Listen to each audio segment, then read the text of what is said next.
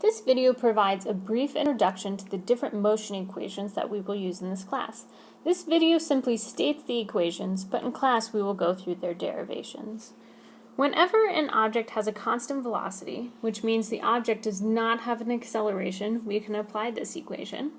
And whenever an object has a constant acceleration, we can apply these three different equations. You may notice that instead of VI and VF, we now have these variables v and v0, which is referred to as v0. The standard notation for initial velocity is actually this v0 value, and the notation for final velocity is just simply v. So instead of vi and vf, whenever we're using these motion equations, we'll use v0 and v. These kinds of questions can be daunting at first, but let's go through an example, and I can show you some tips about how to organize your thoughts and attempt the problem. So this example problem states, a car starts at rest and accelerates at 2 meters per second squared for 10 seconds. What is the car's final velocity, and how far did it travel in the 10 seconds? Now, whenever you are working with a word problem that has several different variables, it is a good idea to clearly label all of these variables. So for motion equation problems, we will always like to start with these kinds of tables. Now let's fill in the table. We know that the car started at rest, so v0, or the initial velocity, is going to be 0. The car then accelerated at 2 meters per second squared, so we know that the acceleration is going to be 2.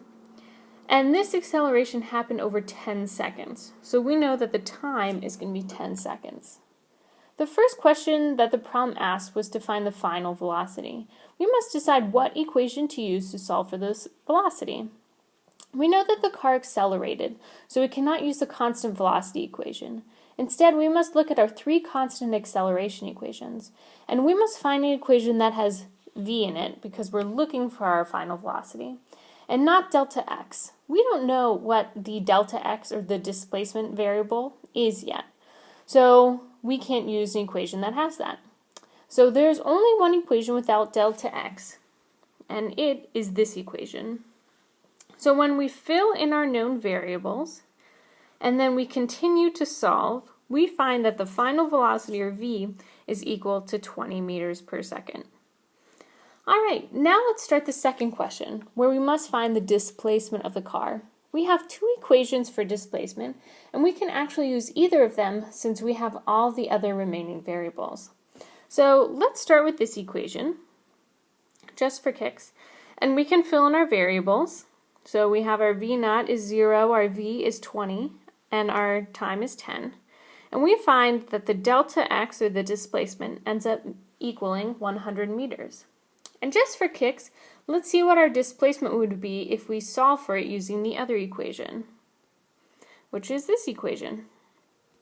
So if we fill in our known variables, we know that the initial velocity was 0, time is 10, acceleration was 2.